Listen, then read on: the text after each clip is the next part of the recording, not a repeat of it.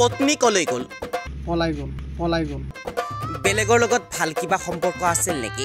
ভালকৈ সম্পৰ্ক আছিল। বেলেগৰ লগত গৈছে। কাৰ লগত গৈছে জানে নেকি? সিহঁতৰ ঘৰৰ ওচৰতে মজিবুৰ বুলি কয়। নাম কি আছিল পত্নীৰ? আবেদা খাতুন। ঈদৰ বজাৰ কৰি ঘূৰি আহিয়ে নাপালে স্বামী ইক্ৰামুল। পৰা মই বাজাৰত গৈছোঁ আৰু 2টা বজাত আহিখিনি চাওঁ মাইকীটো মোৰ নাই।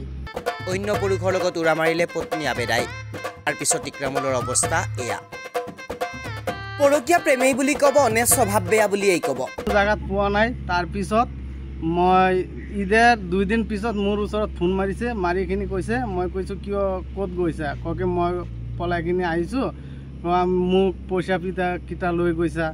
মই এনেকাই আমি বহুত ল'ৰা ছোৱালীৰে এনেকা কৰিছোঁ।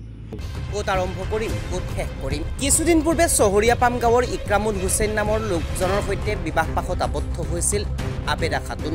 ইক্ৰামুল হুছেইন কৰ্মসূত্ৰে আছিল বিদেশত। তাত থাকোঁতে জামুগুৰিৰ চাপৰিৰ আবেদা খাতুনৰ সৈতে সম্পৰ্ক গঢ় লৈ মন মেলিলে বিবাহ হ'বলৈ।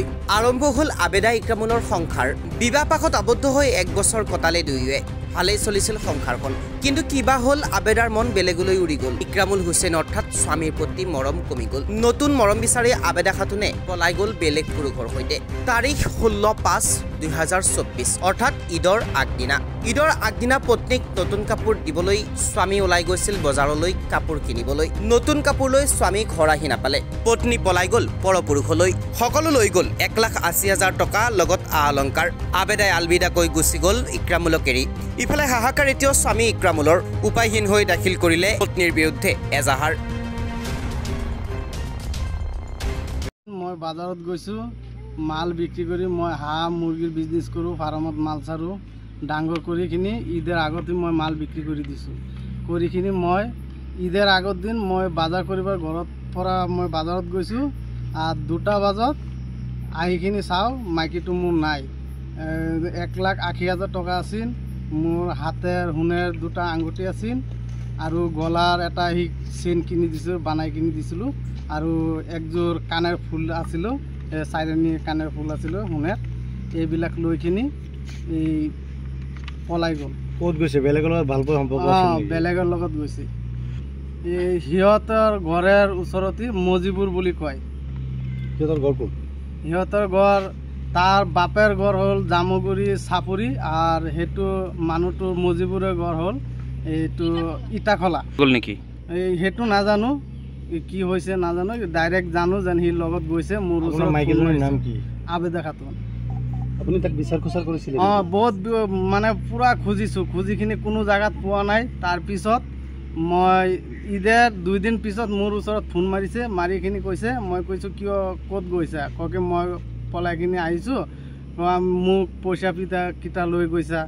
মই এনেকাই আমি বহুত ল'ৰা ছোৱালীৰে এনেকা কৰিছোঁ।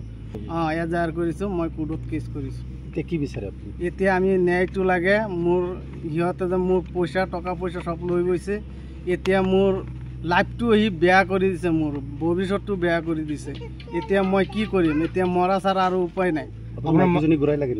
মোৰ মাইকীও লাগে, টকা পইচা যিমান লৈ গৈছে, সোণৰ বস্তু লৈ গৈছে, মোৰ চব কিটা ঘূৰাই। আপোনাৰ ঘৰৰ পৰা যোৱাৰ পিছত লাষ্ট কেতিয়া কথা হৈছিল আপোনাৰ মাইকীৰ লগত? ঈদের 2 দিন পিছত গৈছিল। কেতিয়া? ঈদের 1 দিন আগত। আগদিনাখন গৈছিল? গম পাইছিলোঁ আগত সি ফোন মাৰিতো, তেতিয়া মই একবাৰ ধৰিছোঁ। তাৰপিছত কৈছে সিৰ ভাইৰ ওচৰত মাৰিছে, তেতিয়া আকৌ তাৰ বাপেৰ ওচৰত মাৰিছে। তেতিয়া মই গম পাইছোঁ, তেতিয়া সি নম্বৰটো কাটি দিয়ে। এতিয়া সিৰ লগত যেন এনেকা, পিছত মই নম্বৰটো পাইছোঁ। দিন হ'ল? 1.5 বছৰমান হৈ গৈছে। আপুনি বিয়া পাতিছে? এতিয়া ক'ত আছে বুলি গম পাইছে? এতিয়া সি ইয়াত এইটো ল'ৰাজনৰ লগত আছে?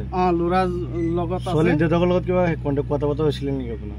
সিহঁতৰ ভাইৰ লগত কথা পাতিছোঁ, তাৰ হুজিৰ লগত কথা পাতিছোঁ। সিহঁতে কৈছে সিহঁতৰ ঘৰত যোৱা নাই বুলি। সিহঁতৰ ঘৰত যোৱা নাই, কিন্তু সেইটো মানুহ ঘৰত আছে, ইটাখলা আছে, মজিবুৰৰ ঘৰত আছে। আপোনাৰ মাইকীয়ে নিজে কল কৰি কৈছে? জনাইছিলে? সি ৰেকৰ্ডিঙো মোৰ তাত আছে। আপোনাক নিজে জনাইছিলে? আৰু কৈছে মজিবুৰৰ ভাই যেটো আছে সেইটো কৈছে মোক মই যদি কেছ কৰোঁ তেতিয়াহ'লে মোক জিয়াত পাব, তাতে বোলে মোক। মইৰাবাৰীৰ পৰা মেৰাজুল ইছলামৰ প্ৰতিবেদন, এনি টক্স।